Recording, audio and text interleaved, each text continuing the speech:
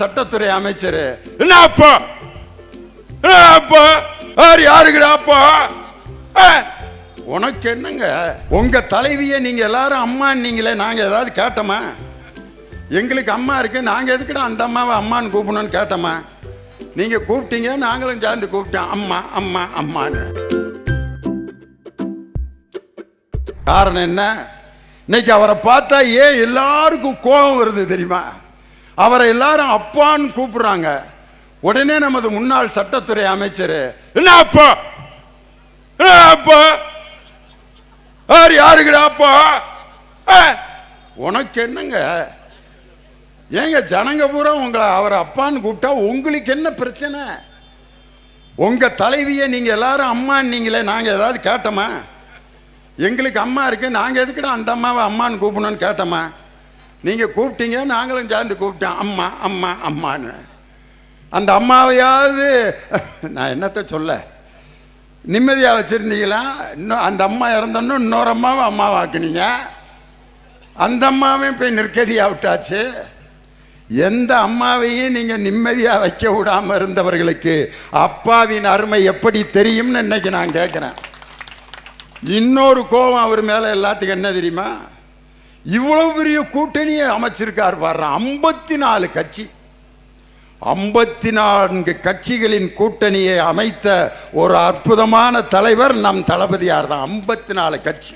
இன்னைக்கு பாஜகவினுடைய தலைவர் அண்ணாமலை அன்பு தம்பி போறப்போ ஒரு பத்திரிகையாளர் சந்திப்பு, வர்றப்போ ஒரு பத்திரிகையாளர் சந்திப்பு, ஹோட்டல்ல இட்லி திங்க போறதுக்கு முன்னாடியே பத்திரிகையாளர்கள். அதாவதுங்கண்ணா, தமிழ்நாட்டிலங்கண்ணா சொல்லுங்கண்ணா, இல்லைங்கண்ணா, ஆமாங்கண்ணா, ஊழலுங்கண்ணா, போயிட்டு சாப்பிட்டு திருப்பி வந்து பத்திரிகையாளர் சந்திப்பு. மைக்க பார்த்தா உடனே நின்றுறாரு. அந்த சொல்றதுல எதுவுமே உண்மையும் இல்லை, அதை யார் மக்கள் இன்னும் நம்பவும் இல்லை. இன்னைக்கு அவரை பார்த்து கேட்கிறேன், உங்கள் மும்மொழி கொள்கைக்கு ஆதரவாக அனைத்து கட்சி கூட்டத்தை பாஜகவினுடைய அண்ணாமலையால் இன்னைக்கு நடத்த முடியுமா?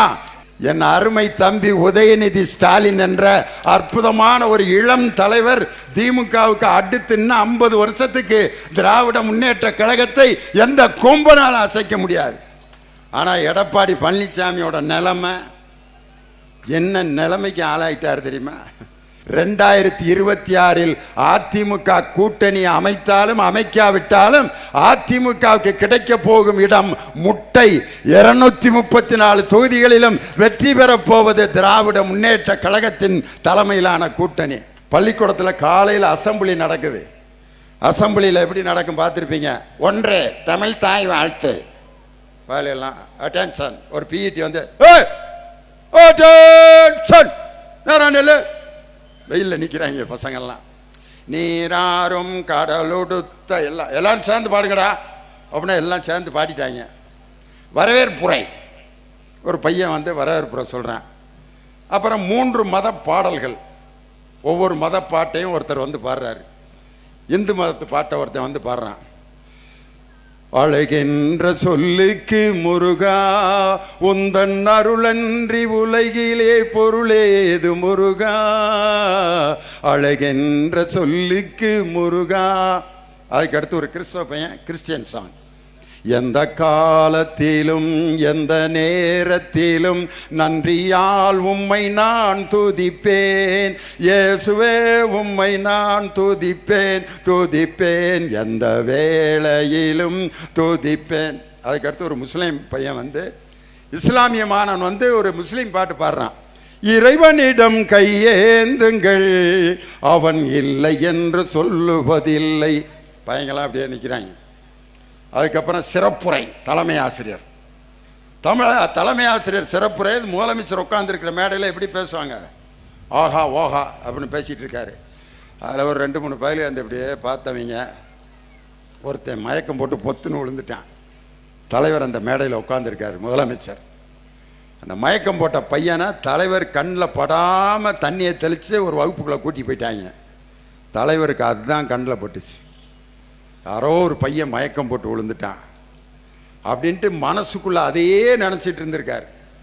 பேசி முடிச்சுட்டு தலைமை ஆசிரியருடைய அறைக்கு போனோன்னா அந்த மயக்கம் போட்ட பையனை வர சொல்லுங்க, அப்படின்னு வர சொல்லி, உங்கள் அப்பா அம்மா எங்கே வேலை பார்க்குறாங்க? எங்கள் அப்பா பெயிண்ட் அடிக்கிற வேலை பார்க்குறாருங்க, அம்மா வீட்டில் கூலி வேலை பார்க்குறாங்க. ஏன் மயக்கம் போட்ட? காலையில் இவங்க அம்மா எப்பயாவது சாப்பாடு செஞ்சு கொடுக்குங்க, இந்த தடவை செஞ்சு கொடுக்கல, அதனால் சாப்பிடாமையே வந்துட்டேன், மத்தியானம் சாப்பிட்டுக்கலான்ட்டு அசம்பிளியில் நின்னுங்கய்யா, மயக்கம் வந்துருச்சு அப்படின்னா. இரவு முழுவதும் அந்த தலைவன் தூங்கவில்லை. காலையில் ஒரு மாணவன் சாப்பிடாமல் வந்து பள்ளிக்கூடத்தில் மயக்கம் போட்டு ஏன் ஆட்சியில் இது நடக்கக்கூடாது என்று நினைத்து ஒரே வாரத்தில் நிதித்துறையை அழைத்து இதுக்கு ஒரு திட்டத்தை தாருங்கள் என்று சொல்லி 17 லட்சம் குழந்தைகளுக்கு காலை உணவு திட்டத்தை வழங்கிய முதலமைச்சர். காரணம் என்னன்னா, அந்த பள்ளிக்கூடத்துக்கு காலையில் வந்து உட்கார்ந்த உடனே பசியோட 2 பேர் உட்காந்துருப்பான். டீச்சர் என்ன பாடம் நடத்துவாங்க தெரியுமா? தோசை அம்மா தோசை, அம்மா சுட்ட தோசை, அரிசி மாவும் உளுந்த மாவும் கலந்து சுட்ட தோசை. பசியோடு இருக்கவனுக்கு எப்படி இருக்கான்? தோசை. பசி உயிரை வாங்கிட்டு இருக்கு, இப்போ போய் தோசை பாட்டை டீச்சர் நடத்துகிறாங்க. அடுத்த பாட்டு டீச்சர், அம்மா இங்கே வா வா, ஆசை முத்தம் தாத்தா, இலையில் சோறு போட்டு. ஐயோ பசியோட இருக்கு, சோத்தை போடுதே அந்த அம்மா, எப்படி இருக்கும் பசியோட இருக்க பையனுக்கு. அடுத்த பாட்டு, வட்டமான தட்டு, தட்டு நிறைய லட்டு, லட்டு மொத்தம் 8, 8இல் பாதி பிட்டு, போட்டான் வாயில் கிட்டு. கிட்டா மயக்கம் வருது டீச்சர், பசியோடு உட்காந்துருக்கேன், இப்போ போய் லட்டு தோசை சோறுன்னு நடத்துறீங்களே. இப்படி குழந்தைகள் சோத்தையும் இட்லியையும் தோசையும் பார்த்து ஏங்கக்கூடாது என்பதற்காக இப்ப பட்ஜெட்ல அறிவித்திருக்கிறார், இன்னும் 3 லட்சம் குழந்தைகளுக்கு சேர்த்து 20 லட்சம் குழந்தைகளுக்கு காலை உணவு வழங்கிய முதலமைச்சர் நம்ம தமிழகத்தின் முதலமைச்சர்.